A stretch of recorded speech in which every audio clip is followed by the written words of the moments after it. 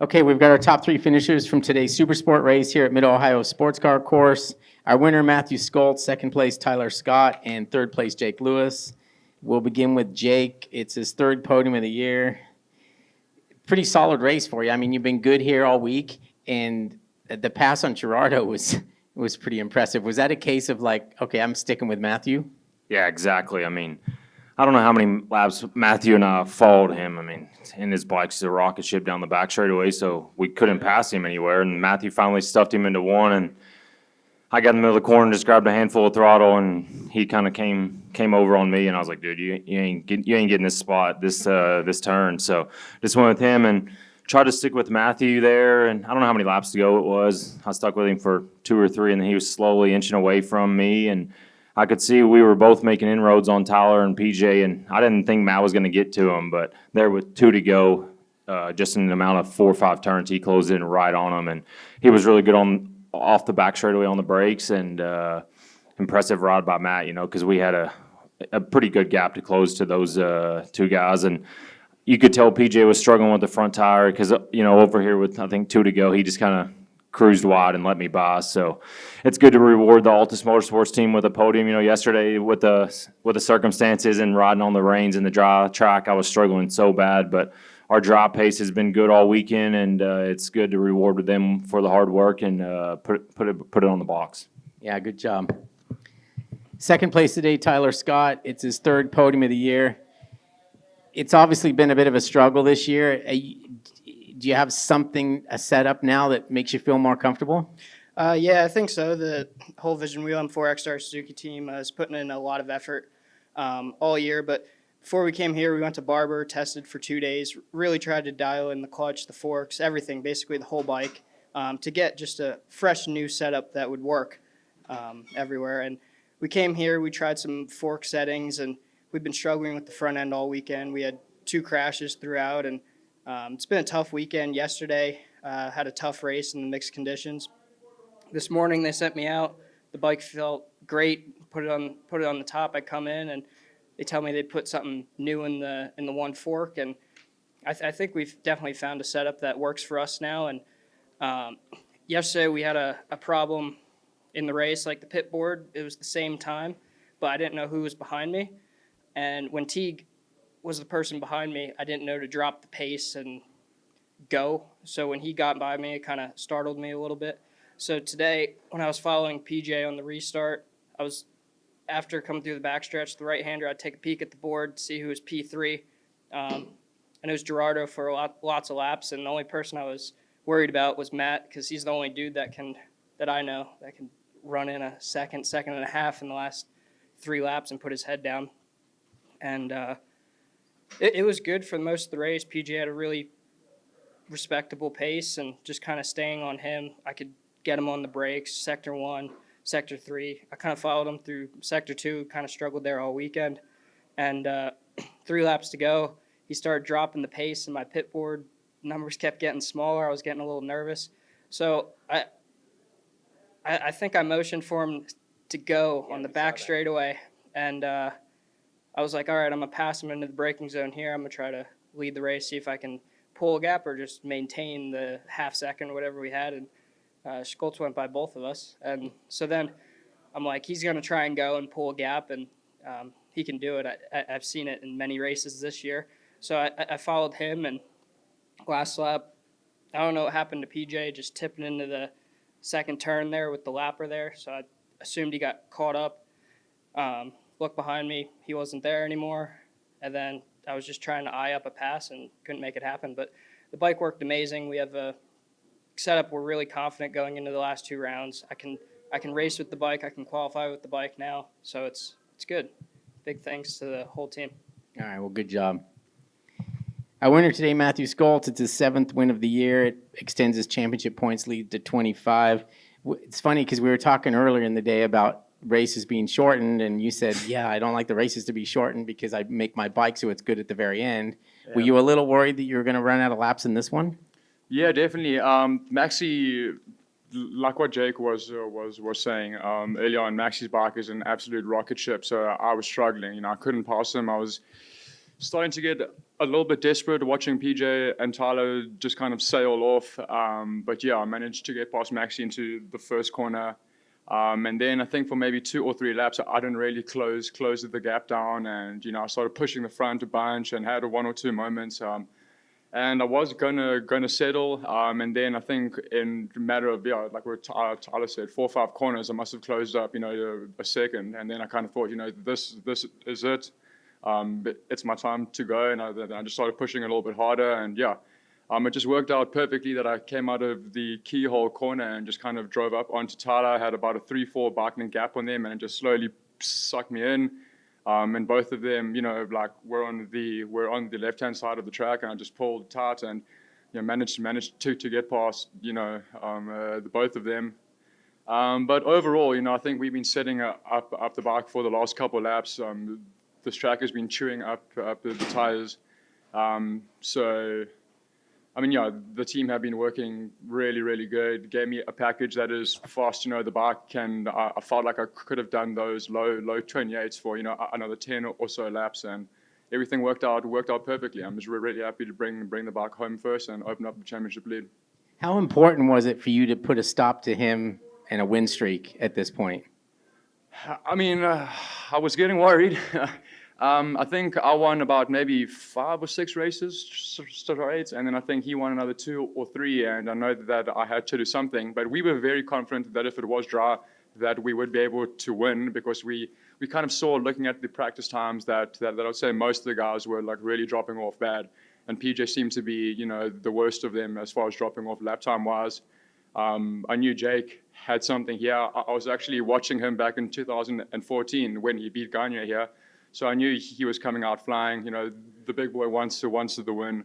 But overall, just really, really pumped. We're going to go to Dakota next. I don't think that it suits the R6, but I feel that we have a really good package, and I'm hoping that we get to use the softer R3 compound there, because I think that works for my bike best. All right. Sounds good. Any questions? If Tyler, if you could explain the gesturing that you were doing to PJ the last couple of laps when you were heading the end of the back straight, or wasn't really sure what you were trying to do there. Yeah, I just wanted him to go, because he was like I just wanted him to put down faster laps, because he really helped me through Sector 2. It's just been a place that we struggled all weekend. Maybe the bike, maybe me, as the rider, not pushing it hard enough. But yeah. It just seems like the R6 and the Ducati just gets through there a little bit nimble when you do the direction change up the hill, and our gearing was kind of weird, so sometimes I would grab a shift, sometimes I wouldn't, so it was kind of inconsistent sector for me. So he really pulled me through that sector, and then it was like 3 corners, and he dropped added a half a second in 3 corners. Then I was like, all right, I got to get by him now. Okay, we've got our top 3 finishers from today's second Steel Commander Superbike race here at Mid-Ohio Sports Car Course. Our winner today for the second day in a row, Josh Herron. Second place, Sean Dillon Kelly. And third place, Cameron Bobier. We'll get started with Cameron. It's his 8th podium of the year. We couldn't tell from in here whether you were just waiting around or if you had some issues. Obviously, with your frustration, I think you probably had some issues. Yeah, I mean, I don't want to take anything away from these guys, because they're rode incredible, not just today, but all weekend.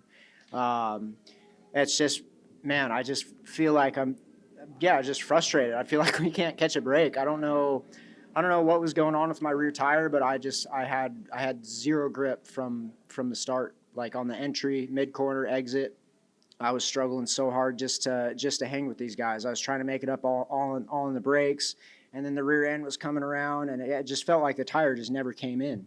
And then, I mean, yesterday we had that little electric problem in the race, and it's just frustrating I feel like we just can't catch a break right now, and it's not a good time to be dealing with this stuff. But I mean, like I said, I'm not taking anything away from these guys, because they're riding incredible right now.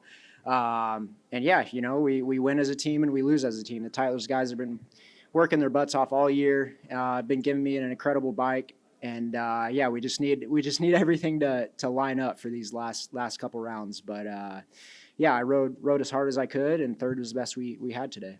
Looking forward to Dakota? I am. 3 races is gonna be a lot around that place, but yeah, I'm excited to open the legs up on the BMW on the back straight, and yeah, I didn't go there last year, but I was there, the 2 previous years in Moto2, so that's good, and yeah, I'm looking forward to it. All right, thank you. Second place today, Sean Dillon Kelly. You haven't led a Superbike race for that long. I mean, all the way until 2 laps from the end. It's pretty impressive. And this morning when I talked to you, you were like, I can't even ride the bike. I don't know what's happened, but it's suddenly unrideable. What happened?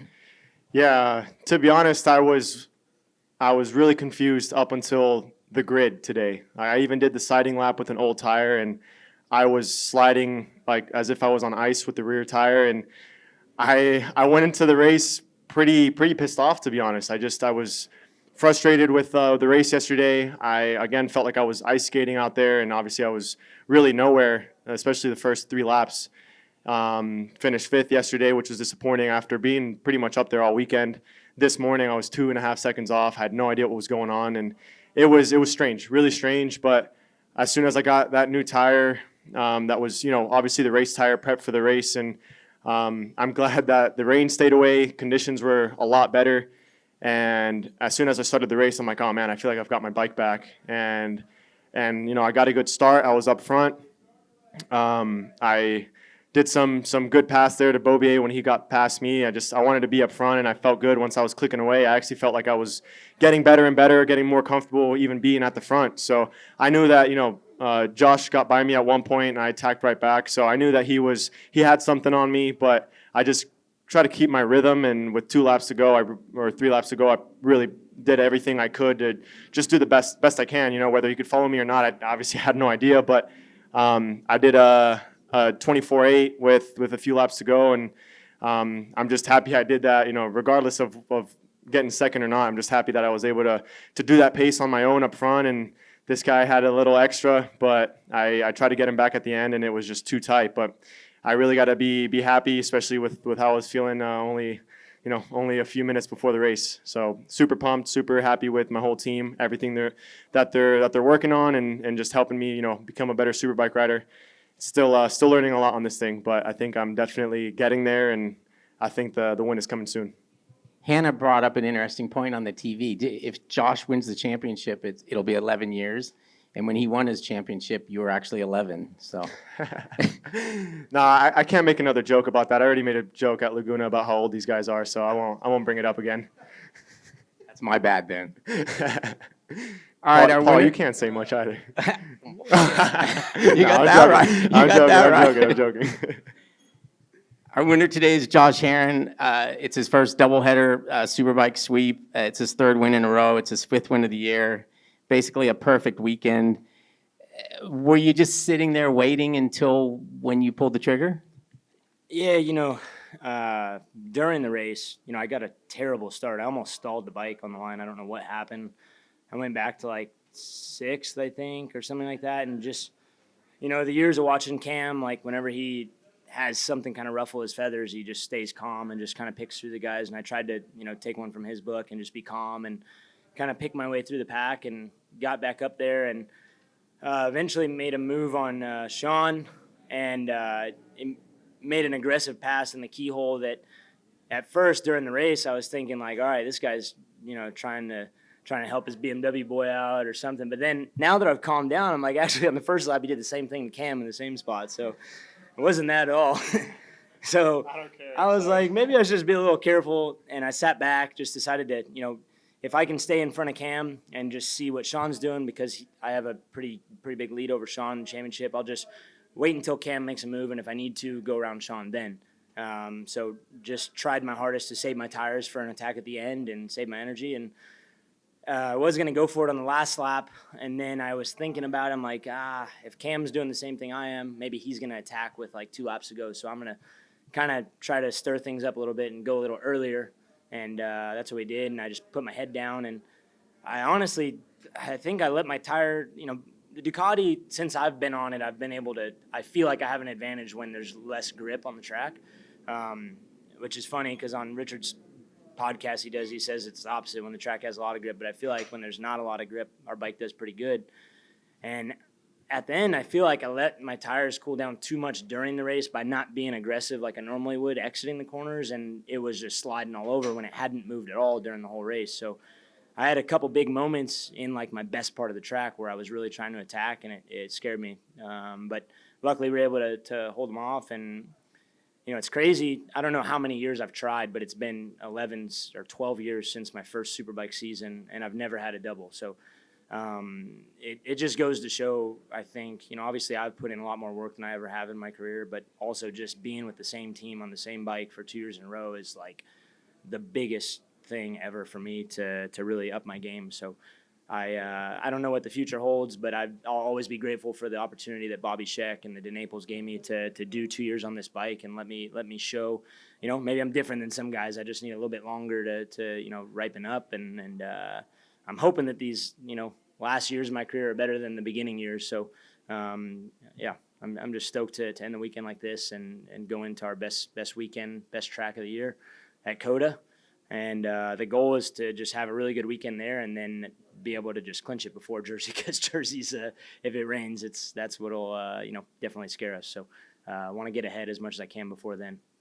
All right, thank you. Any questions? I have a couple. Josh, so you've said before, practices and qualifying, you're not a big fan of any of that stuff. You're a racer, but this is probably one of the longest weeks we've had with the extra day with testing and everything. Do you think that the extra laps on this track maybe helped you as you went along? I mean, did it improve things for you? No, I think if you ask most people in here, they'd say that Thursday was beneficial, but doing that many laps probably made us all just a little over the weekend just because it's so much longer. I've had a lot of talks lately with Rachel, like as I'm getting a little bit older, or maybe it's just Griffin keeping me tired, but the weekends, the recovery after a weekend or after a race, especially yesterday when you have so many, highs and lows and the weather and lots of emotion going on. It's like, I feel like I'm a bipolar person. Like all of a sudden at night, it's like I had a high and I just dropped it and I'm a different person like 5 hours later. And at the end of the weekends now, it's even worse. It's like 3 days of just, you need to just chill. And I don't feel like myself. Yeah, I know I'm old. But it's, that extra day, and then tomorrow we're supposed to ride. I just got good news that I don't have to ride tomorrow. I just get to hang out, so that's nice for me. But, yeah, the extra day was super nice for sure for setup. But, as far as, like, the laps, I don't know. I feel like it went both ways for me. It was good and bad. Okay. Just one for Sean, and I promise I'm not trying to start anything here. Did you say something on the podium about Josh Herron isn't my friend right now, or what was, Yeah, obviously, he just beat me. Well, I don't like okay. anybody that beats me. Well, right, of course, but I thought there was more to it than that. Is it- No, of course Oh. not. Of course not. No, it's just, leading, I don't know, vast majority, 90% of the race, and then you pass me with 2 laps to go, that never feels good. Right. But no, it's just playing around, Okay. I want to beat these guys, so I'm going to say whatever I have to say. All right, thank you. That's it. Oh, Sorry. Question for Josh and Cam. Josh, where were you strongest compared to Sean when you were following him? It looked like you were coming out of the final turn. Looked like you coming out of there on part throttle, it almost looked like.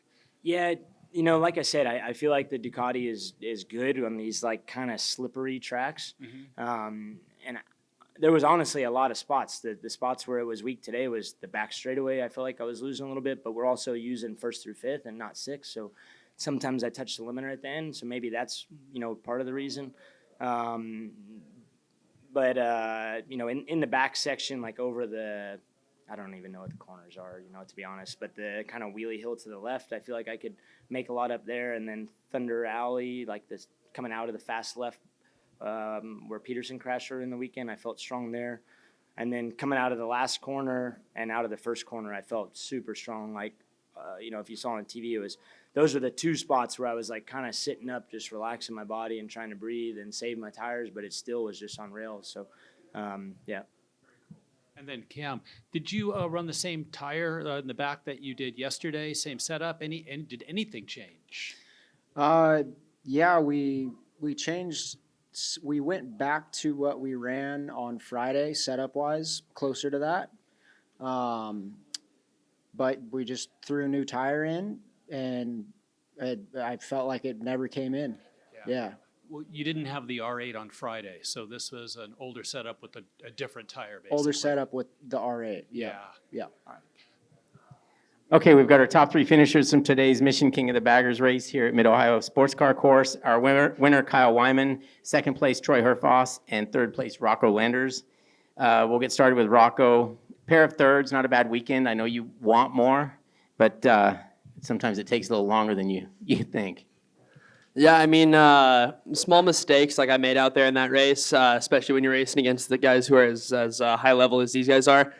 It'll cost you, and just those little tiny mistakes that would cost me a 10th here and a 10th there, and unfortunately we made a couple setup changes for warm-up, and it felt decent then, but the conditions were not right, so didn't quite carry over into the race. Probably would have preferred to race on yesterday's setup, but I mean, not bad. All in all, 2 podiums on the weekend. Not unhappy. I think it's like my closest combined finish to, or closest combined time to first place or whatever this weekend, so that's kind of nice. But yeah, a better start today. It's I'm finally feeling more and more comfortable every single. I mean, more and more comfortable on this bike, and every session's usually better and better. But yeah, it's sick. I can't wait for Coda.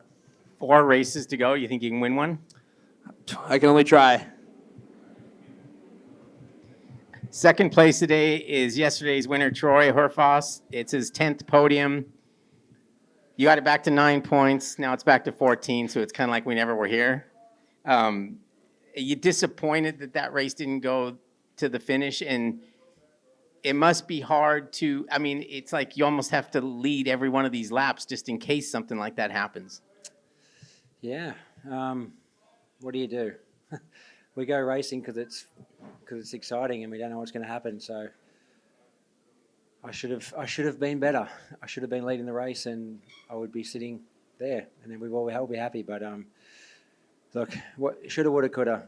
I know that I'm still in the championship, and there's 4 races to go. And no matter what happens, if I beat Kyle and I win every race, that means I'm the champion. So until it gets to the stage where I'm waiting for him to have a mistake or hoping he's going to finish 3rd or 4th, I can't complain. So, but it hurts really. That was shaping up to be a good one. All right, thank you. A winner today, Kyle Wyman. It's his 6th win of the year. As I mentioned, back to a 14-point lead after finishing second yesterday and winning today. Obviously, if you're winning and you get the red flag, it's a different story, because if they go back and you're winning, then you get to take the win. So, but does it feel not the same? For sure. It's a strange feeling. And I thought we were coming into the pits to re-rack them, so it didn't really notice till everybody was running off a pit lane up the hill with stands that, we had actually called the race. So I was actually surprised as well. I thought we were going to restart that one. Didn't seem like there was any more threat of weather at that point.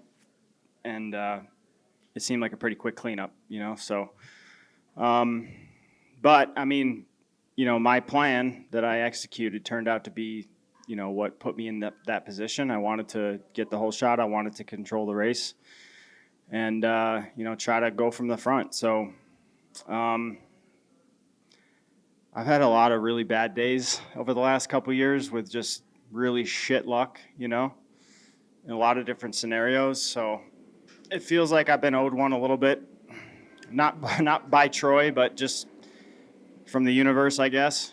So it feels good in that way. But I mean, when we've gone down to the last lap and raced to the flag, even when I'm finished second, when we've raced to the flag, feels better than this does, just because it's a hell of a lot of fun.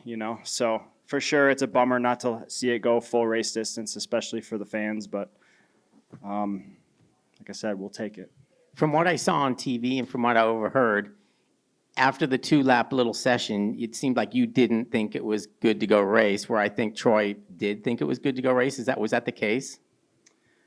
Yeah, I mean, I think just the fact that we could all see blue sky behind it, I think that was a factor. But also, on that second warm-up lap that they gave us, James went through the kink on the straightaway and lost the rear huge. And I could see actually a little bit of spray at that point. So there was like one part of the back stretch right where we're leaned over the most that it was like yeah, you'd have to be pretty careful through there. You know, it's not MotoGP. It's not flag to flag. You know, we can, whatever it was, 6 minutes, you know. Yeah, I mean, I'm glad we waited, personally, just from like a stress and a, you know, standpoint, you know. Same question, Troy. I mean, I think you wanted to go at that point in time. Well, yeah, the race is either dry or wet, so we have to race today. We were every single rider on the grid, without a doubt, would have rode slicks, and so if it was declared wet, and we were told to race, then which is essentially what happened. So, yeah, I just found it funny that we're on 3 minutes to go for about 12 minutes. So, anyway, it's what happens. We're here racing. It was still a good race. I'm sure the guys watching enjoyed it. All right, any questions? Just for Troy, just for Troy. Troy, so you've been racing a long time. Have you had any situation in your career where the red flag was advantageous for you, that it was a good thing? I'm sure I have, yeah. Off the top, I can't remember. But yeah, I'm positive that's happened. Yeah. Okay. Hey, we're riding for the two biggest manufacturers in this paddock, so if I was him, I'd be celebrating. He's got the same amount of points in the bank, which is maybe that's the only thing I find a bit unfair. We should be half points for that scenario, but hey, I'm sure the bonus check's still the same. Okay, thank you. Thanks.